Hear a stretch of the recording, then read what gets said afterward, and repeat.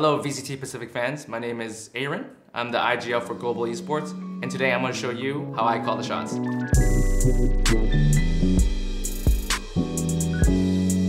Okay, so this is our pistol round against DRX during week 2 of VCT Pacific. This is the pistol round of the second half. A lot of the pistol rounds are called by me. They're not really done by the coaches. The coaches do help a little bit, but the coaches realize that I have a thing for pistols, and recently I think we have a 69% pistol rate, which is, to me, like I just saw this the other day, it's crazy to me.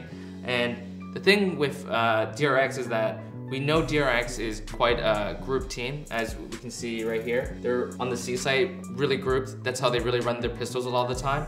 We thought, you know, against a team of this caliber and their style, I knew we had to bring the aggression to them. We had to rush them and we had to make the play. So as you can see here in the pre-round, I'm just kind of playing near this B side here. My turret's in garage and my alarm bot is in B, and I'm just kind of playing for information. If they go C, there's nothing there, we're just kind of jiggling. And you know, the real saucy part, the good part of this strategy is that we have 4 people on the A side, and the whole idea here is if they go A, we're gonna crunch them hard. We have the Omen blind, we have the KO flash on the long side. So if you notice, the small details matter. You know, we have 3 flashers. We have 2 flashers on short, but the Omen flash is straight, so it can really blind all of this A main area with a straight line.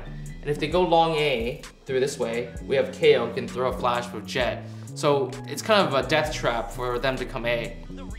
So DRX decides to go for a CXQ, quite predictable, kind of knew that was going to happen. So as you see, our team is moving really quickly here on the flank side. So I've already called that's a CXQ. The team doesn't know because there could be people hiding, you know, anywhere between outside garage and T-spawn. Right now, it's a really important decision. You know, it's not just a simple fact that we have 4 people flanking the enemy and it's, oh, everyone goes flank or blah, blah, blah. It's really important, the decisions here, because there could be a person watching where we're going, hiding, so we have to clear him. He can hear our footsteps. So a big reaction, when teams know that you're flanking heavily, it means that the other side, where I am here in garage and CT, is weak. So as you'll see later, DRX has a reaction, and I don't think it's the worst reaction, but the natural reaction is to push garage or push CT, which they do one of those later in the round. But going back to what my team is doing, it takes a lot more practice than people realize. When right now in this moment where there's 4 people together, they have to decide who's flanking, who's gonna go back to garage, and who's going back to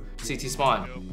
So in this exact moment, after the team breaks up, I kind of hear a lot of people towards site.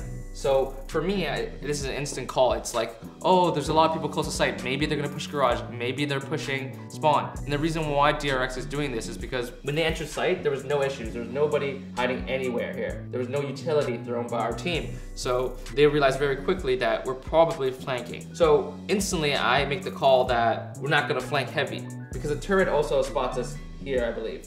So for us, we're gonna break that turret. I believe Vronsky breaks it, and we're gonna pretend we're flanking hard, but instead, we're going to be going through CT hard, where we expect DRX to be. We're gonna have Omen come back through B to defender spawn with me, and then we're gonna have Batsy and Texture come garage with me. So if they push CT, we have Texture and Batsy going through garage, and if they go CT, they run into me and Omen. So everywhere there's a flashbang, and it's really important because on a pistol round, the flashbangs can really make the difference.